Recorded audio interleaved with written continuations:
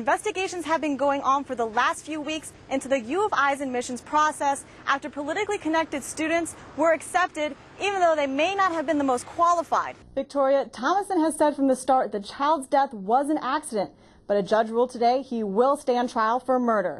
Now in HD. Investigations have been going on. Thomason has said from the start trailers outside, such as this one. Action News 5. The Mid-South bar owner, and what they found was a working meth lab. Just because these drivers are allowed to drive fast this weekend does not mean you should. Starts now. Investigations have been going on for the last few weeks into the U of I's admissions process after politically connected students were accepted even though they may not have been the most qualified. Victoria, Thomason has said from the start the child's death was an accident, but a judge ruled today he will stand trial for murder. Fire evidence was moved from this old building into trailers outside, such as this one.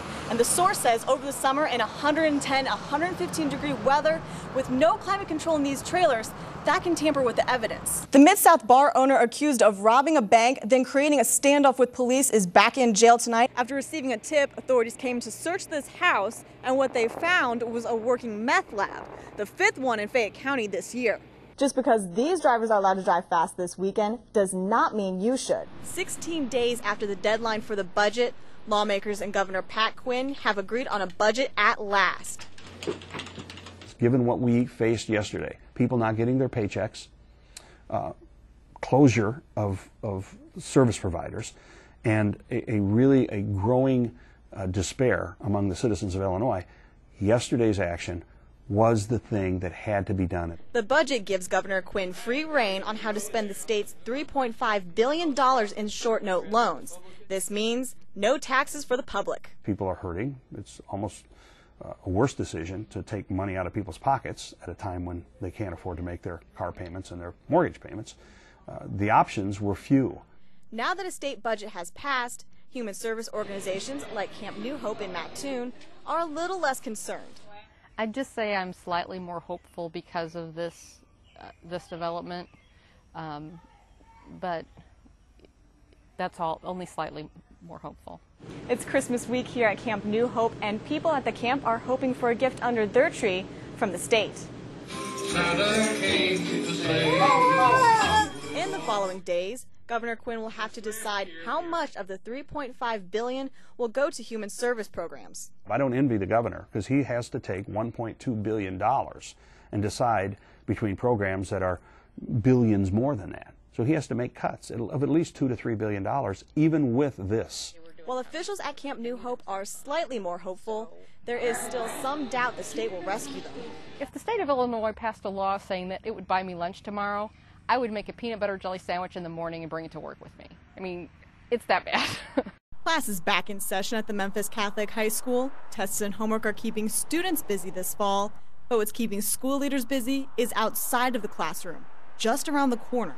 Having Planned Parenthood that close is not helping that situation at all. Planned Parenthood, an organization helping women in the community, is widely known for performing abortions, something school leaders here at the Memphis Catholic High School say goes against everything they teach.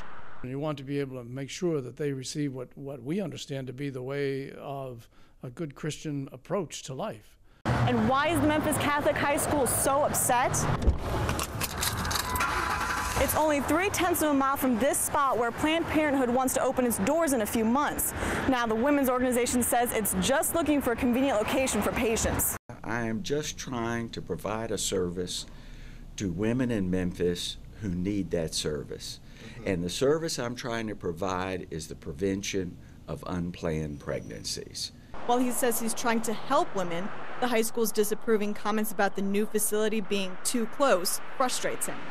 I don't know how anyone who has any logic can call 1 mile too close to anything. If the center does move to the new location, diocese officials say they will protest. They are not educating the public when they perform abortions. Abortions are wrong, and we believe they're evil. Two sides on opposite ends of an age-old debate, and now possibly on opposite ends of the street. It's a fight that's far from over. In Memphis, Sarah Bleau, Action News 5. Cleanup began within minutes of Tuesday's storm ending. But beforehand, Trilla residents say things were rough. The trees were like bent almost in half. It had to have been, because I've never seen trees move that way before, and I mean, we could feel our house just kind of shift.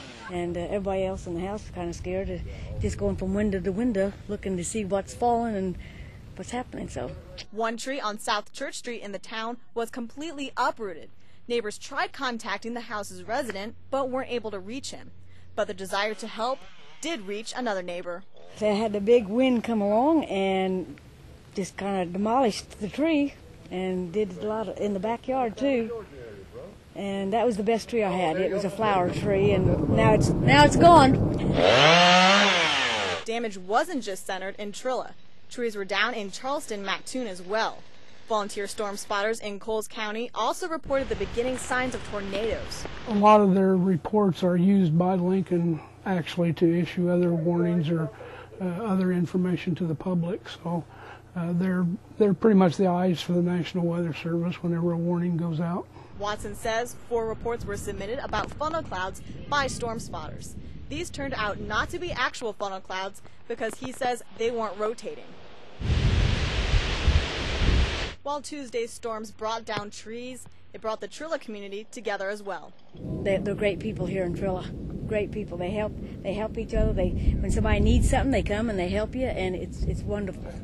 For those who are economically strapped but still need to get around, one local bus transit has reduced its pass prices by $175. Champaign County residents won't have to go too far for some fun this weekend. Speaking of, an Illinois state treasurer says he's going to run for President Barack Obama's old Senate seat. The man accused of being the big belly rapist pleaded guilty in court today to the rape charges against him. It's a deal that will keep Bruce Tuck in jail for decades. And Illinois budget problems could mean higher costs for your prescription drugs. One Central Illinois university isn't having budget problems. It's having problems with its admissions. It's a problem one state representative will testify on. A man busted for a brazen armed robbery at a Mississippi store, and the investigation has led police to a Memphis rap artist. Cage fighting has only been legal in Tennessee for about a year. This weekend, there's a huge UFC fight going on at the FedEx Forum. While opinions may be mixed on the tuition matter over at Indiana State University, another event has everyone at the school excited. Yeah, I wore my sunglasses today, but I guess I'm trading that in for an umbrella tomorrow. Well, it's going to be nice to see those warm temperatures after the cool week we had last week.